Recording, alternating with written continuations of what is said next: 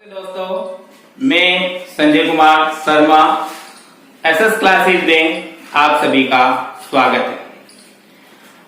जैसे कोरोना महामारी के चलते लॉकडाउन के कारण सभी विद्यार्थियों की पढ़ाई जो है बाधित हो रही है।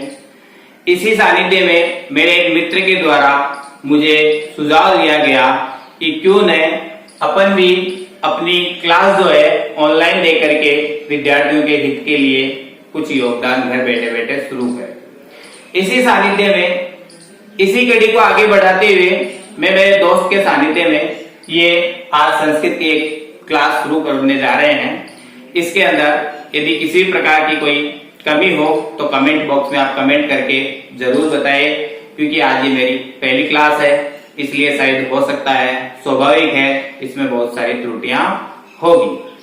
अब देखिए, अपन आगे चलते हैं। संस्कृत के विषय को लेकर के चाहे 10th क्लास का बच्चा हो या 6-7 का बच्चा हो या मान लीजिए कंपटीशन क्लासेस के अंदर आगे जाकर के C-TET है, R-TET है, उनमें भी विद्यार्थी संस्कृत विषय को लेकर काफी चिंतित होते हैं।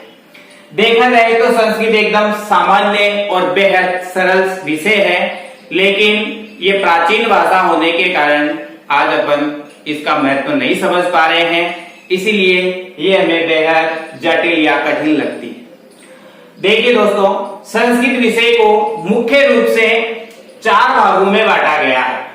संस्कृत विषय को मुख्य रूप से 4 भागों में बांटा गया है। उनमें से पहला है पठित व बोधनम।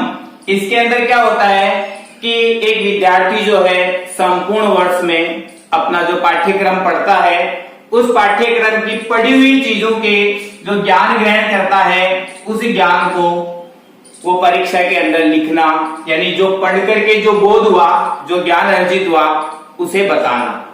दूसरा है अपठित। अपठित का मतलब ये नहीं होता है जो आपने कभी ना पढ़ा हो, लेकिन इसमें ये जरूर होता है कि आपने वर्तमान क्लास में न पढ़ करके और जो क्लास पीछे, जैसे मान लीजिए आप 10th में हो तो आपने जैसे 9th क्लास में पूर्व क्लास का ज्ञान जो होता है उसे अपन अपठित बोध के रूप में पढ़ते हैं। थर्ड पार्ट यानी तीसरा पार्ट इसका जो होता है वो होता है व्याकरण। तो दोस्तों, व्याकरण ही वास्तव में किसी भी भाषा की रीढ़ की हड्डी या मनुष्य के लिए जीने के लिए ऑक्सीजन की आवश्यकता होती है, वैसे एक भाषा का पूरा ज्ञान प्राप्त करने के लिए आपको व्याकरण की बेहद आवश्यकता होती है। बिना व्याकरण के अपन कोई भी भाषा को शुद्ध ना पढ़ सकते हैं, ना लिख सकते हैं और ना ही उसका ज्ञान अर्जित कर सकते हैं। और अंततः जो चौथा पार्ट है इसका, वो है रचनात्मक कार्य। यानी आपने जैसे व्याकरण का ज्ञान अच्छे से कर लिया तो रचनात्मक कार्य तो आप आसानी से वैसे भी कर सकते हो। तो कुल मिलाकर के एक संस्कृत विषय जो है उसको अपन 4 भागों में विभाजित कर देते हैं, जो एनसीईआरटी या आरबीएसई दोनों ही सिलेबस के अनुसार ऐसे ही है। अब मुख्य रूप से अपन पहले देखते हैं व्याकरण को। तो विद्यार्थियों, व्याकरण पढ़ने के लिए हमें मुख्य रूप से जो दिए गए ये बिंदु है, इन बिंदुओं को पढ़ना होगा। और जो विद्यार्थी इन बिंदुओं को अच्छे से पढ़ लेता है, समझ लेता है, वो आसानी से बोर्ड क्लासेस में अच्छे नंबर ला सकता है। उसके अलावा जैसे ज्यादातर विद्यार्थियों की ये सोच होती है कि संस्कृत जो है वो मात्र 10th क्लास तक का विषय है, उसके बाद अपने जीवन में कोई काम में नहीं आने वाला। लेकिन R-TET और C-TET जो होती है उसके अंदर मुख्य रूप से जो व्याकरण होती है उसके यही सारे टॉपिक होते हैं और इन्हीं को आधार मान करके C-TET या R-TET का पेपर बनता है, तो आपको वहां पे भी काफी सफलता मिल सकती है। अब देखिए, क्लास 10 के सिलेबस के अनुसार वाच्य परिवर्तन एक टॉपिक होता है व्याकरण में, जो 3 अंकों का आपको मिलेगा। यानी आप यदि वाच्य परिवर्तन पढ़ लेते हो अच्छे से तो उसमें आपको 3 अंक अर्जित करने की क्षमता मिलेगी।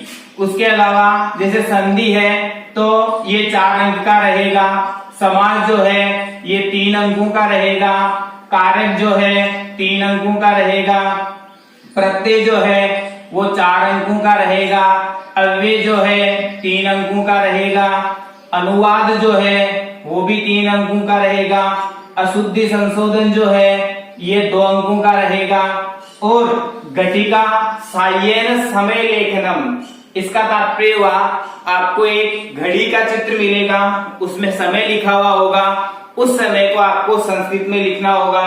बेहद सरल है, तो ये टॉपिक रहेगा आपके 2 नंबर का। इस तरह से दोस्तों जो आपके 10th क्लास में 80 का पेपर बनता है यानी 80 नंबर का पेपर बनता है, उस 80 नंबर के पेपर में से तकरीबन 28 नंबर जो है वो आपको केवल और केवल व्याकरण की सहायता से प्राप्त होंगे। अब जैसे मान लीजिए बहुत सारे बच्चों को यही जटिलता आती है, क्योंकि वो आराम से चैप्टर पढ़ लेते हैं, लिख लेते हैं, याद भी कर लेते हैं, पर जो व्याकरण होती है, व्याकरण को वो चाहे जितना रटे लेकिन उनके कुछ समझ में नहीं आता, क्योंकि व्याकरण एक विषय ऐसा है, व्याकरण को रटना नहीं है, समझना है। और संस्कृत भाषा ही ऐसी है, इसमें आपको 2 चीजों का ध्यान रखना है। आप जो भी टॉपिक पढ़ रहे हो उसका क्यों और कैसे, 2 चीज यदि आपके समझ में आ जाती है तो आप आसानी से संस्कृत व्याकरण को खेल की तरह अर्जित कर सकते हो। उसके अलावा दोस्तों अपन आगे जो संस्कृत व्याकरण है उसका पहला टॉपिक कल पढ़ेंगे। नमस्कार, धन्यवाद।